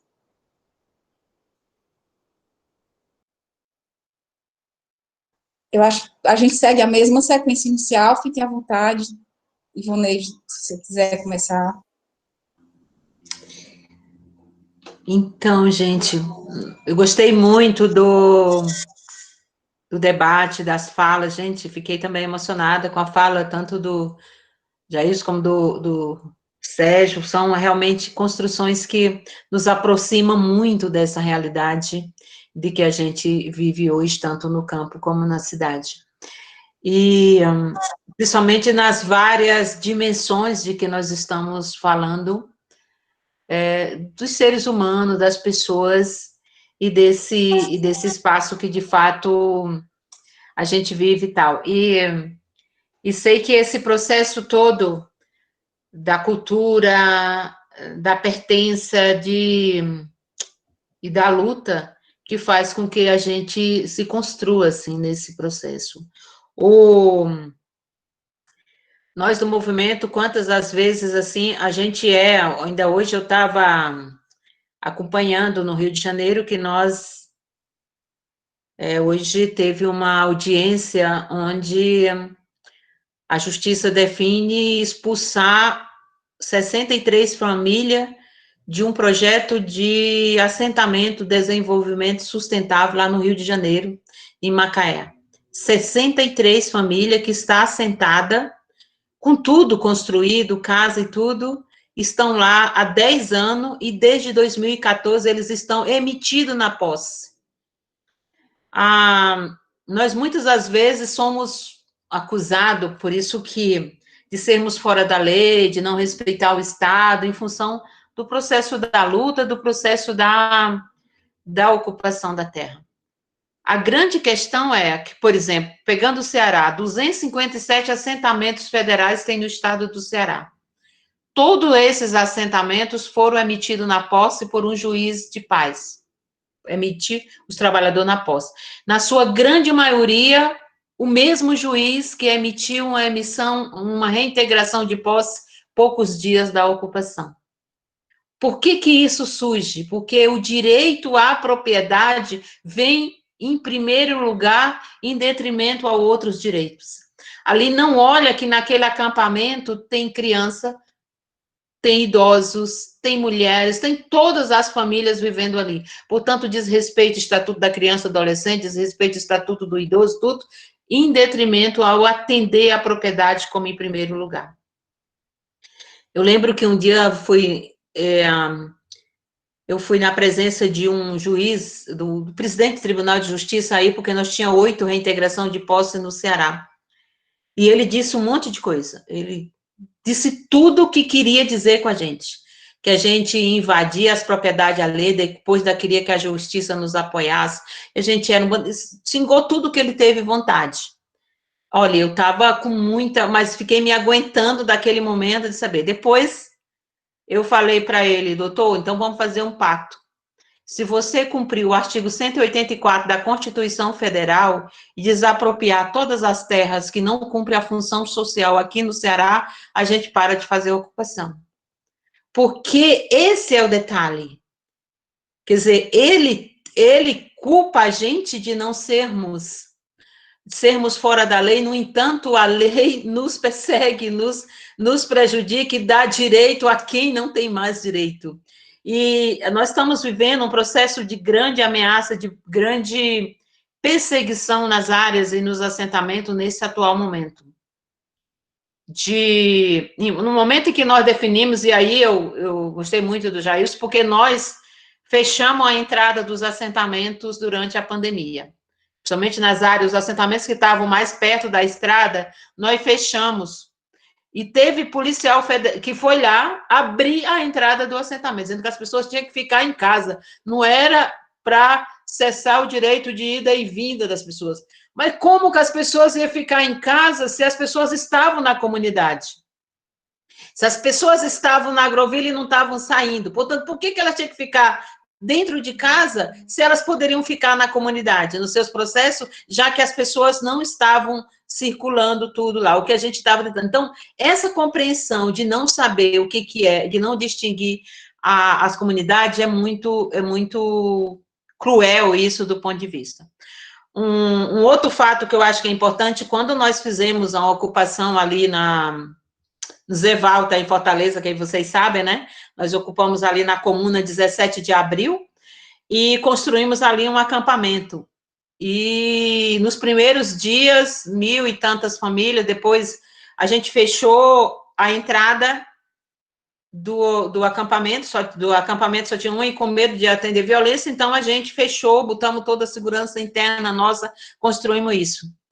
E um dia, uma mulher lá contra o acampamento acusou que a gente tinha, um dos meninos tinha roubado, tinha assaltado um videocassete, nem sei o que era lá, e a polícia quis entrar e a gente, quando a polícia chegou, a gente disse, o que vocês querem? Ah, tá, então, o que é? Quem é? Qual é o nome da pessoa que a gente vai lá buscar para a gente conversar sobre o assunto? Vamos tratar do assunto aqui. Eles ficaram com raiva e intimou toda a coordenação do acampamento. E, por segurança, quem estava lá presente não foi, mas nós tiramos uma equipe e eu fui participar. E o delegado foi muito arrogante. Que tipo é esse que vocês proíbem a entrada de não sei o que tal? Aí eu disse, delegado, que tipo de comunidade é essa? Eu disse, se eu quiser entrar na sua delegacia do jeito que eu quiser, a hora que eu quero, eu posso? Não. Pois então, você coordena a delegacia. Então, lá nós não impedimos.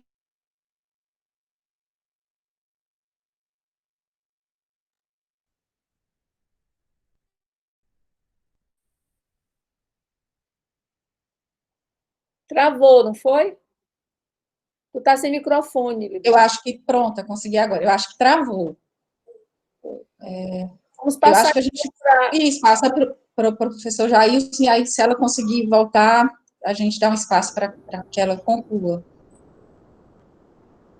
Sim, então, qual a melhor coisa desse tipo de live, como nós fazemos entre nós? Porque hoje eu tive uma reunião 3 horas, às 5h30, essa aqui tem outra reunião, com Macaé Evaristo, uma amiga muito querida, se elegeu vereadora, mais votada do PT de BH, e hoje nós temos que fazer uma reunião para preparar a estratégia do mandato, de 8 horas até vai.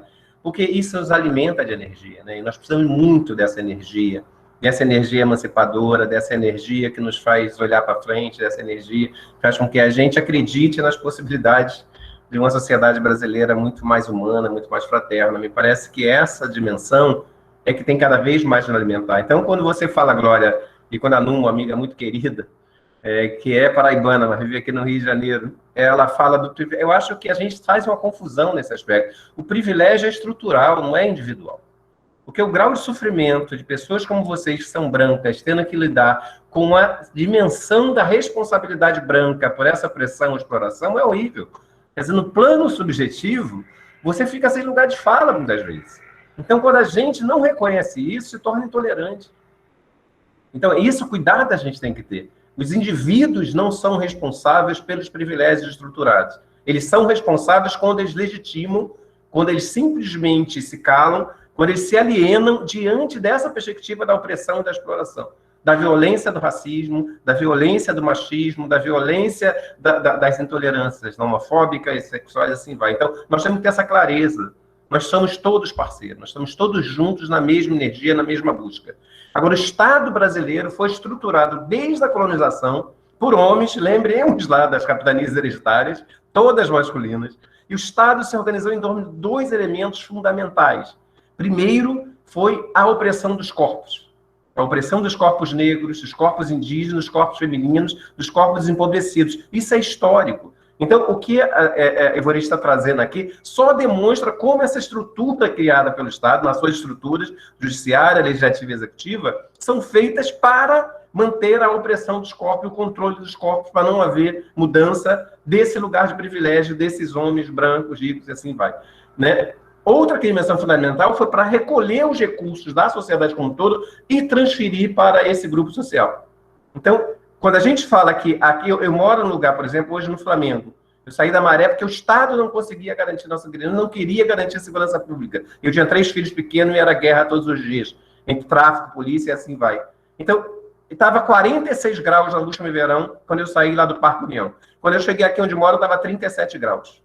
Isso é racismo ambiental. Por que essa diferença tão grande de 20 quilômetros de distância? Porque tem muito mais árvores na minha rua do que tem todo o Parque União, onde moram 30 mil pessoas. Então, o Estado brasileiro foi estruturado e é estruturado. E aí a gente não tem que fazer confusão, nós temos que tomar o Estado brasileiro. Nós temos que enfrentar o Estado. Por isso que as eleições são importantes. Então, aí quando eu falo da escola pública, as pessoas se remetem ao Estado e acham que a escola pública não presta. Não, quem não presta é o Estado, que subfinancia a escola pública. Mas as pessoas que estão na escola pública, os profissionais nessa fala tão linda do Diego, no esforço dele, os estudantes, as suas famílias que investem, vale muito a pena. O sistema de saúde vale muito a pena. O SUS demonstra isso. Agora, se o Estado não garante essa estrutura, finalmente, se o Estado não garante a humanidade das pessoas, objetivamente, é responsabilidade de um Estado que é dominado pela cultura do privilégio. Então, nós temos que enfrentar esse Estado. É um absurdo a lei, por exemplo, da ficha limpa. É um absurdo transferir poder judiciário, esse poder judiciário branco, conservador, racista, fascista até, em muitos elementos, basta ver o Moro, a responsabilidade de definir quem é elegível e quem não é, no ponto de vista da política eleitoral. Quer dizer, né? Então nós temos que revolucionar o Estado, mas a partir da potência do sujeito da escola pública, do sistema de saúde, dos movimentos de luta, como o MST, tão maravilhoso nesse sentido, da garantia que a propriedade serve ao sujeito e não o sujeito serve à propriedade. Que a propriedade serve efetivamente para a sociedade, não contrário. Então, essa defesa, me parece, é mudar o paradigma. A gente precisa construir novas formas de educação. Então, para concluir, quando eu era secretário de Educação, a gente trabalhava com o conceito de educação integral. Ele tem 3 elementos. Primeiro, fundamental, nós temos que desenvolver racionalidade científica. O negacionismo bolsonarista mais demonstra isso. Para isso, nós temos que desenvolver as habilidades cognitivas. É a capacidade de classificar, de identificar, de sintetizar, de comparar, de observar. São habilidades cognitivas que nos permitem pensar. Nossas escolas não investem nisso, investem na memorização como única habilidade significativa em geral. Mas, além da racionalidade científica, nós temos que desenvolver a capacidade, a dimensão ética, a dimensão da convivência. Isso é tão importante quanto a dimensão da racionalidade cognitiva, porque nós temos que aprender a conviver na diferença. Então, isso tem que ser um elemento central do currículo. Isso não é um ponto a mais do currículo, um complemento do currículo. Por fim, a terceira dimensão é a questão da arte, uma questão estética. A dimensão... Por que a estética é tão importante? Porque descola o sentido. Porque ela simplesmente trabalha a dimensão do gratuito, que não é a lógica apenas do útil, do produtivo. Ela nos permite repensar outras formas dos nossos corpos e nossas relações. Então, nós temos que... O governo Lula, o máximo que chegou foi 1,3% do orçamento para a cultura. O governo Dilma reduziu para 0,13%. O Bolsonaro destruiu de vez. Mas, objetivamente, então, a arte e as suas linguagens artísticas são elementos fundamentais que têm que estar colados com a educação.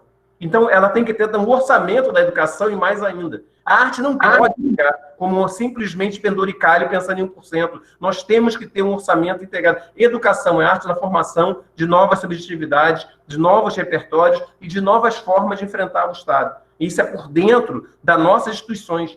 Não é simplesmente o Estado se expressa nas instituições, nos seus sujeitos. Fazer essa disputa é fundamental. Então, Lidu, quando você disputa no sistema de saúde, nova forma de humanizar o parto e reconhecer a dimensão potente das mulheres, isso é fundamental. São indivíduos, sujeitos, pessoas que constroem a revolução, não são estruturas.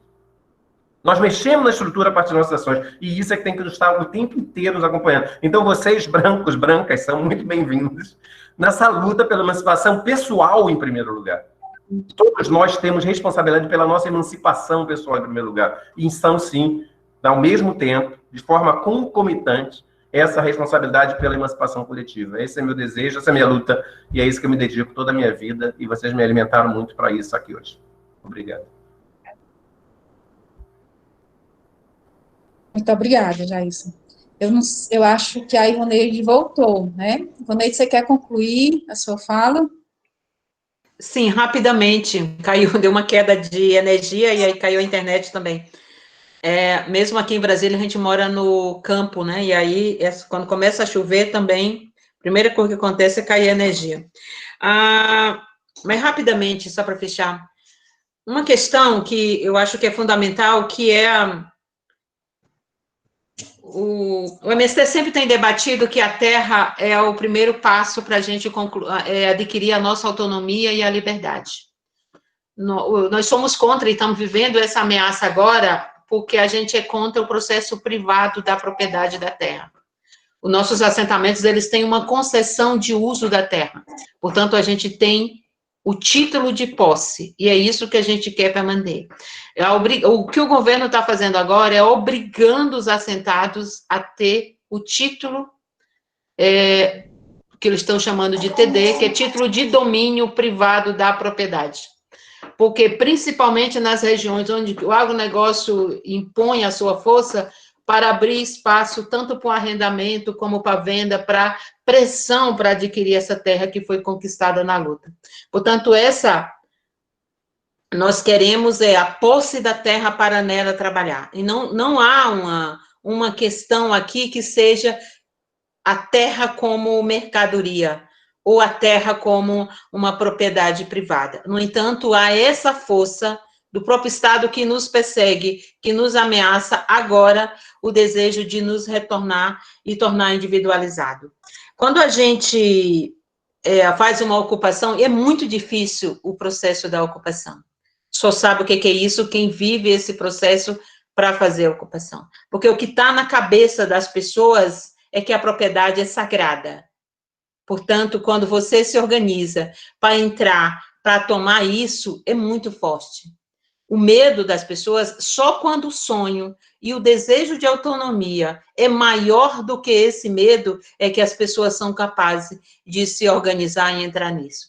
Mas para nós que somos militantes, que trabalhamos com esse povo, há uma grande responsabilidade e uma angústia nossa, porque nós não sabemos o que vamos enfrentar nessas madrugadas, nesse processo de condução, pela ameaça dos fazendeiros, pela ameaça do interesse de manter privado e de não garantir a autonomia do povo, dos homens e das mulheres no processo da produção da terra.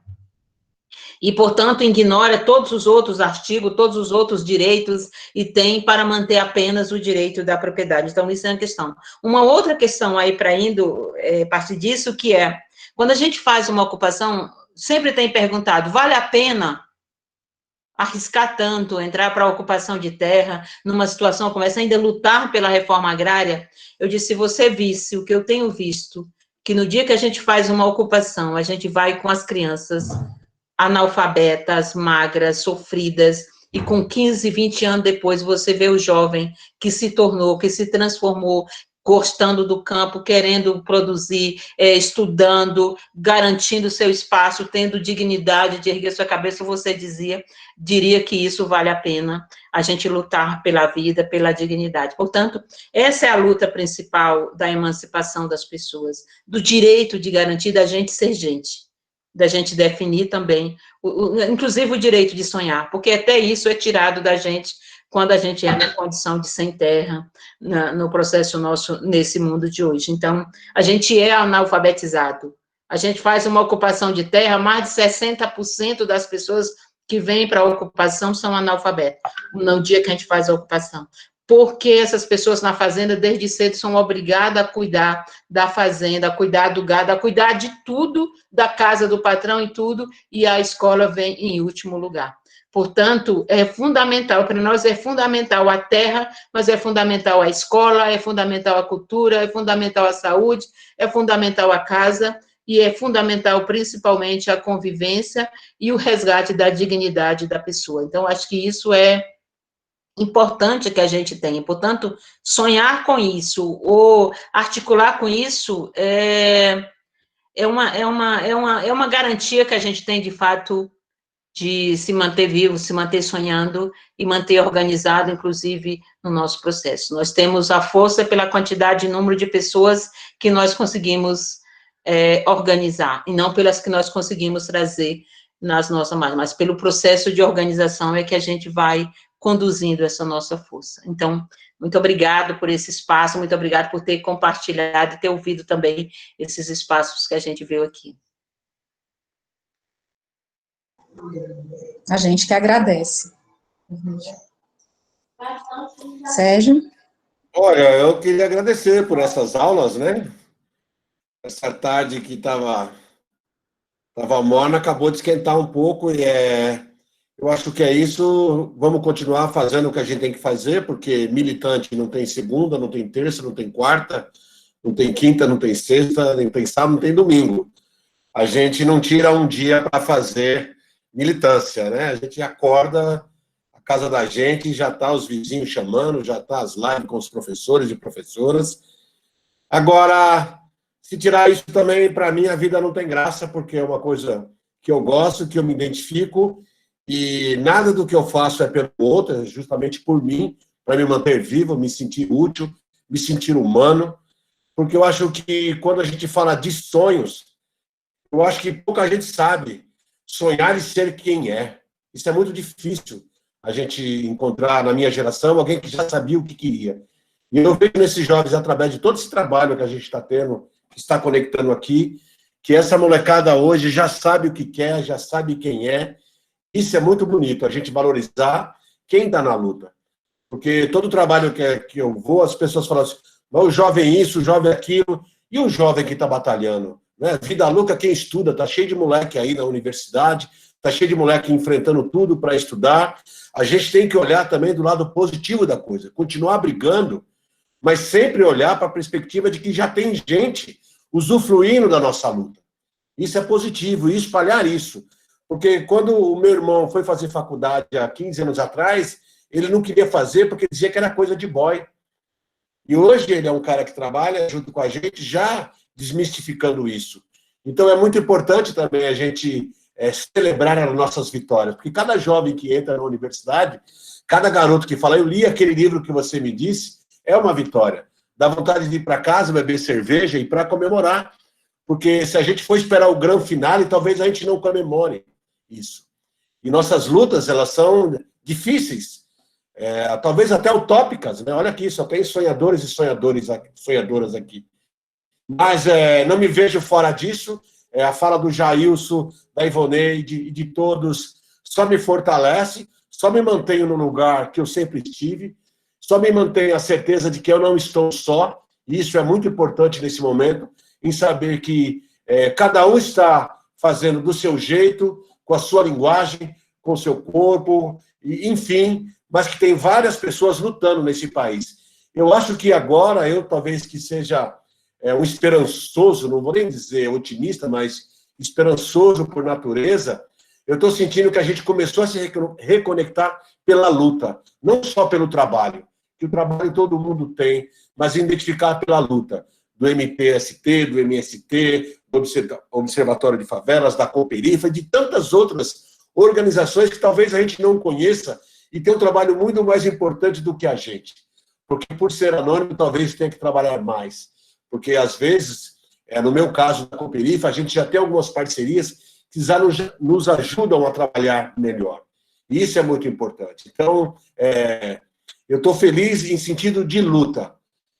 As lives que eu estou participando ultimamente, todo mundo fala não só do vira-voto, você está ligado? Mas virar o país, como se diz na cadeia. Vamos virar a cadeia. E eu acho que a gente está no movimento de virar o país. E eu sempre digo, vamos juntar as esquerdas. Eu falo, nós temos que juntar o povo. Entendeu? O debate é sobre ideias, não é sobre fato. Não venha falar de partido A, B, C, D, E, F, G, H. Né? Nós temos que falar do povo junto dessa luta, debater ideias com a gente. Então, eu estou muito afim dessa luta, me reconheço na luta de todos e todas que estiveram aqui, agradeço muito, me fortalece, tá ligado? E quando vier para São Paulo, para a periferia, dá um salve, dá um salvão aqui para a gente dar um rolê aqui na quebrada, ver o trabalho que está sendo feito, de cinema, de teatro, de dança, e ver que essa molecada está assanhadíssima, toda a fim de sonhar, e eu fico orgulhoso de poder ser um tijolo nessa ponte que nós estamos construindo. Eu só tenho que agradecer por esse espaço, e é tudo nosso, e já era. Nós que agradecemos, acho que a gente está concluindo agora, e aí eu vou aproveitar e parafrasear o Belchior. Acho que sonhar, lutar, amar e mudar as coisas é o que nos interessa, a todos nós, né? Então, a gente encerra. Glória, eu não sei se você quer falar mais alguma coisa no finalzinho. Que vai ter amanhã a mesa, né, final, que seria Rua, Potência e Invenção. A Silvia Câmara é a criadora da Galeria de Arte Urbana de Lisboa, Revolucionário Lisboa com as artes de rua, o próprio Grude e eu na mediação. Vocês estão convidados e convidadas, e dizer assim, eu realmente, cada momento desse, me atiça mais a vontade de continuar efervescendo, lutando, né, porque a gente vê o sentido nas nossas vidas, né? Só gratidão a vocês todos, a vocês todas, e quem sabe até outra hora, né? A gente aí em São Paulo, nesses rolês, e Jailson, que lindo, que lindo, que lindo, realmente uma amiga, uma pessoa que nos ilumina também, né? Uma amiga comum. Gente, até amanhã, Marta, todos, a Ivoneide, muito obrigada, uma mulher, meu Deus do céu, que fofo, coragem. Até amanhã, obrigada por tudo. Foi linda a sua meditação, linda, Lara, obrigada. Beduína, não tem nem palavras. Tchau, gente. Boa noite para todos e todas.